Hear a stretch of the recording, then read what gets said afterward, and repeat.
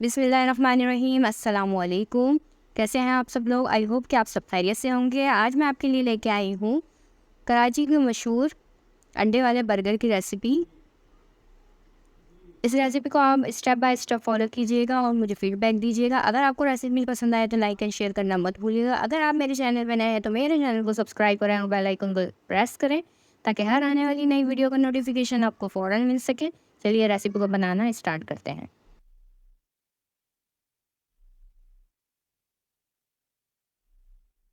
بن کباب بنانے کے لیے کباب تیار کریں گے. اس کے لیے ہم نے چنے کی دال کو آدھے گھنٹے پہلے سوک کر دیا تھا. یہ آدھا کلو دال ہے.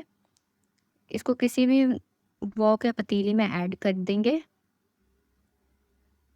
ساتھ ہی اس کے اندر ایڈ کریں گے 1.5 table spoon ginger garlic paste. 1 T spoon اس کے اندر ایڈ کریں گے زیرہ پسا ہوا. نمک 2 ٹی اسپون اور ہلدی 1 ٹی اسپون. اچھا اس کے پسا ہوا دھنیا 1 ٹی اسپون اور کٹی لال مرچ 2 ٹی اسپون. ساتھ ہی اس کے اندر 2 کپ پانی ایڈ کر کے اس کو ہم اتنی دیر پکائیں گے کہ یہ گل جائے. جب تک دال گل رہی ہے ہم اس کی چٹنی تیار کریں گے بن کباب کی. اس کے لیے حسب ضرورت دھنیا پودینہ اور 4 سے 5 ہری مرچیں اور 1 کپ دہی لیں گے. ساتھ ہی اس کے اندر ایڈ کریں گے 1 T spoon ginger garlic paste. آپ ثابت بھی ایڈ کر سکتے ہیں. اس کے علاوہ زیرہ اس کے اندر ایڈ کریں گے 1 ٹی اسپون. اس کو پیس کے سائڈ پہ رکھ دیں گے. اچھا دال گل گئی ہے. اب اس کو ہم چاپر میں ایڈ کریں گے. چاپر میں دال کو ایڈ کرنے کے بعد اس کے اندر ایڈ کریں گے 2 ٹی اسپون رائس فلاور. 3-4 ہری مرچوں کو کاٹ کے اس کے اندر ایڈ کر دیں گے. ساتھ ہی اس کے اندر حسب ضرورت ہرا دھنیا پودینہ ایڈ کر دیں گے اور تھوڑا سا پسا ہوا گرم مسالہ ایڈ کر کے اس دال کو ہم باریک پیس لیں گے. دال پس گئی ہے. اس کو بول میں ایڈ کر دیا ہے. اس میں سے 1 ٹیبل اسپون لیں گے اور اس کو کباب کی شیپ دے دیں گے.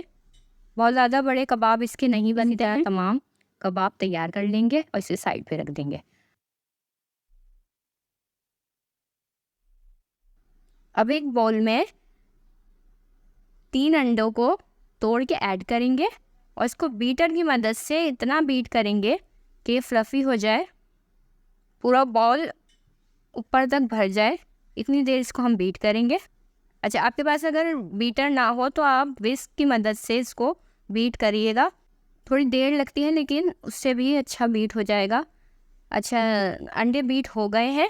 کباب کو فرائی کریں گے. اس کے لیے فرائنگ پین میں تھوڑا سا گھی ایڈ کیا ہے. اب ہم نے یہ انڈے بیٹ کیے تھے. تھوڑا سا مکسچر اس کا ایڈ کر کے اس کے اوپر ہم کباب رکھیں گے اور اس کے اوپر بھی دوبارہ سے انڈے کا مکسچر ایڈ کر دیں گے اور فوراً ہی اس کو ٹرن کر لیں گے. یہ دیکھیں اچھا سا کلر آ گیا ہے اور یہ کباب تیار ہیں. اسی طرح تمام کباب ہم تیار کریں گے. سائڈ پہ رکھ دیں گے. فرائی پین کو آئل سے گریس کریں گے اور برگر بن کو سیک لیں گے. لائٹ براؤن کلر کا ہو جائے بس اتنی دیر اس کو سیکیں گے. یہ دیکھیں اس طریقے سے اس کو سیک کے اب اس کی اسمبلنگ کریں گے. اسمبلنگ میں سب سے پہلے ہم اس کے اندر چٹنی تیار کی تھی وہ ایڈ کریں گے 1 ٹیبل اسپون کے قریب. ساتھ ہی اس کے اندر کولسلو ایڈ کریں گے. دوسرے برگر بن کے پیس کے اوپر کیچپ اسپریڈ کریں گے. اچھا ساتھ ہی اس کے اوپر ہم رکھیں گے کھیرے.